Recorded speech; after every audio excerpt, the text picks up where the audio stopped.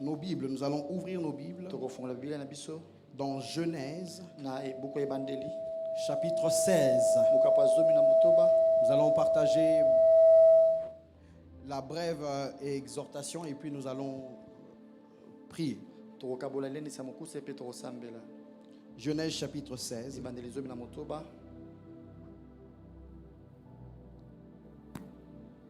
On va lire de 1 à 4.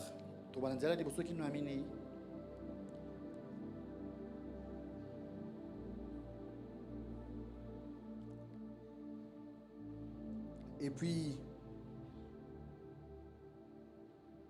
bon, pour raison de contexte, on peut lire la totalité pour qu'on puisse aller facilement et continuer dans le message sans revenir à chaque fois au texte.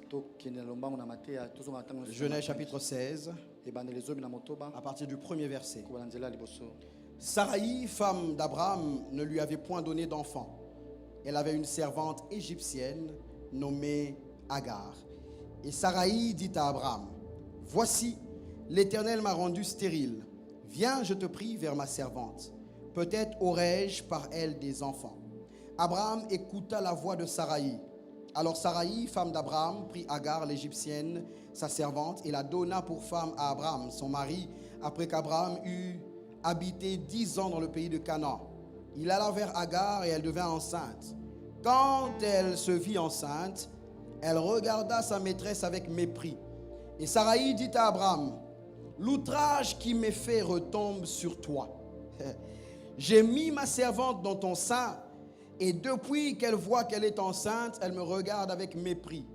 Que l'Éternel soit juge entre moi et toi. » Abraham répondit à Saraï, « Voici ta servante est en ton pouvoir. Agis à son égard comme tu le trouveras bon. » Alors Saraï la maltraita, et Agar s'enfuit loin d'elle. L'ange de l'Éternel la trouva près d'une source d'eau dans le désert, près de la source qui est sur le chemin de Shur. Il dit, « Agar, servante de Saraï, d'où viens-tu et où vas-tu » Elle répondit, « Je fuis loin de Saraï, ma maîtresse. » L'ange de l'Éternel lui dit, « Retourne vers ta maîtresse et humilie-toi sous sa main. » L'ange de l'Éternel lui dit, « Je multiplierai ta postérité, et elle sera si nombreuse qu'on ne pourra la compter. » L'ange de l'Éternel lui dit, « Voici, tu es enceinte, et tu enfanteras un fils à qui tu donneras le nom d'Ismaël, car l'Éternel t'a entendu dans ton affliction.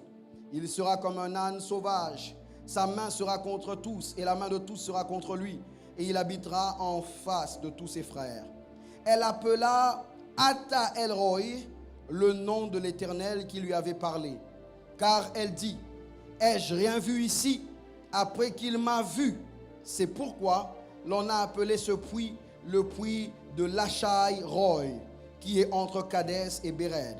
Agar enfanta un fils à Abraham, et Abraham donna le nom d'Ismaël au fils qu'Agar lui enfanta. Abraham était âgé de 86 ans lorsqu'Agar enfanta Ismaël à Abraham. Amen. Gloire à Dieu. Je voudrais qu'on puisse en quelques minutes voir ce texte et puis nous allons prier. Nous avons lu le texte. Nous avons compris le contexte parce que c'est un texte que nous connaissons. Et la lecture de ce soir nous a permis de rafraîchir notre mémoire sur cette histoire et tout le contexte autour. Je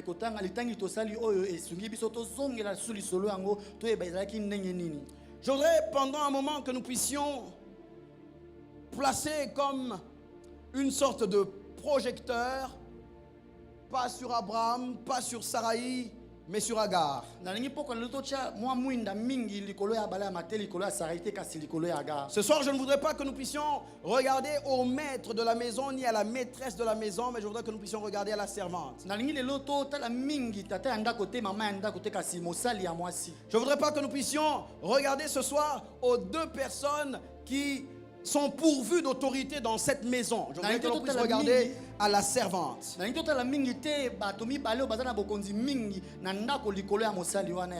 Parce que le Seigneur n'a pas ses yeux que sur ceux qui sont d'un certain rang.